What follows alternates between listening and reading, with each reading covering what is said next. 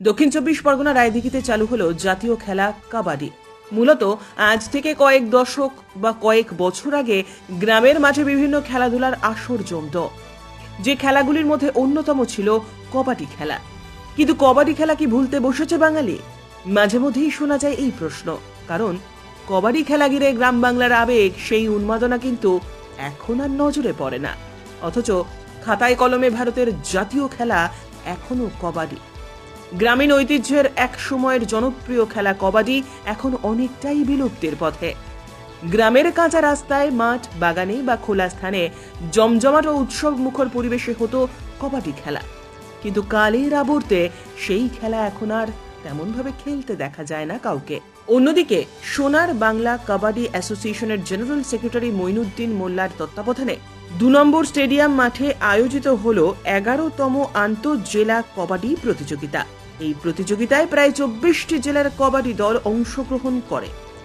সেই গ্রাম বাংলার হারিয়ে যাওয়া ঐতিহ্যপূর্ণ কবাডি খেলা দেখতে ভিড় জমিয়েছে দূর দূরান্ত থেকে আসা সাধারণ মানুষ। কাবাডি প্রতিযোগিতা চলছে ইন্টার ডিস্ট্রিক্ট, সারা পশ্চিমবঙ্গ থেকে বিভিন্ন জেলা থেকে এখানে টিম এসছে এবং এই খেলা সোনার বাংলা কাবাডি অ্যাসোসিয়েশনের পক্ষ হইতে খেলা পরিচালনা করা হচ্ছে। গ্রাম বাংলায় কাবাডি মূলত শেষের পথে আমরা চাইছি আবার গ্রাম বাংলা থেকে কাবাডি টুর্নামেন্ট করে এখান থেকে ভালো ভালো ছেলে যাতে করে দেশ বিদেশে খেলে যায় সেই ব্যবস্থা চলছে। আমাদের টিমে মূলত 3টে টপ প্লেয়ার আছে যারা ন্যাশনাল খেলছে, যেমন চিরঞ্জিত মণ্ডল, শাকির হোসেন লস্কর এবং সৌরভ মণ্ডল, উজ্জ্বল প্রতিভা। এরা কত সিজনে ন্যাশনাল করে এসছে। আমি চাই আরও এখান থেকে আরও ভালো ভালো প্লেয়ার ন্যাশনাল খেলে, এটাই মূলত উদ্দেশ্য। মূলত আর্থিক প্রতিকূলতার মধ্য দিয়ে আমাদের চলতে হয়। বেশিরভাগ ক্ষেত্রে গ্রামের ছেলেরা খুব আমরা অভাবনের মধ্যে থাকি। এই সব খেলাগুলো করতে গেলে একটু যেসব পরিবার ছেলেমেয়েরা একটু আর্থিক সহযোগিতা থাকে, তাদেরকে যদি ঠিকমতো পিছন থেকে গাইড করা যায় তাহলে এখান থেকে আরও আগামী দিনে উজ্জ্বল ভবিষ্যৎ গড়ে উঠবে। এসছে এখানে প্রায় 20টা জেলা এখানে অংশগ্রহণ করতে এসছে।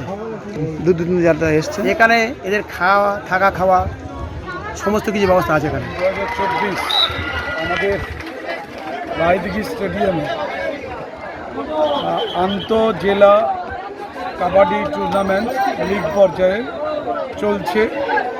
আমাদের সোনার বাংলা কাবাডি অ্যাসোসিয়েশন, দক্ষিণ চব্বিশ পরগনা জেলা কাবাডি অ্যাসোসিয়েশন, সুন্দরবন কাবাডি অ্যাসোসিয়েশন এবং রাজ্য কাবাডি অ্যাসোসিয়েশনের যৌথ উদ্যোগে এই পরিচালনা করছেন মূলত ডক্টর মঈনুদ্দিন মোল্লা, যিনি পেশায় ডাক্তার কিন্তু নেশায় খেলোয়াড়। এই কাবাডি খেলোয়াড়কে জাগিয়ে রাখতে গ্রাম বাংলায় এরকম উদ্যোগ, যাতে রাজ্যের বিভিন্ন জেলা থেকে বেশ কয়েকটি জেলা এসছে, বিভিন্ন রাজ্যের বিভিন্ন প্রান্ত থেকে। এবং আমরা অত্যন্ত খুশি এবং গর্বিত যে আমাদের এলাকার বেশ সাড়া পড়েছে। এখানে যে খোলামেলা আলোচনা, খেলাধুলা, অফিসিয়ালস, জাজেস, তাদের খাওয়া থাকা সমস্ত ব্যবস্থা ডাক্তার মঈনুদ্দিন মোল্লা করছেন, তাকে কৃতজ্ঞতা জানাচ্ছি। তার একটা টিম রয়েছে, ডেডিকেটেড টিম। আগামী দিনে তারা এগিয়ে চলুক, আমরা এরকম খেলা পাবো। এখান থেকে প্রতিভাবান খেলোয়াড় উঠবে। যে ভারতীয় মহাদেশের যে খেলা আমাদের বিভিন্ন সময় প্রাণ সঞ্চার করে, গোল্ড মেডালিস্ট হয়েছে এশিয়ান গেমসে, সেরকম আবারও সোনা আনতে পারবে এখান থেকে খেলোয়াড়রা উঠবে এবং তারা চাকরি বাকরি জীবনে প্রতিষ্ঠিত হবে।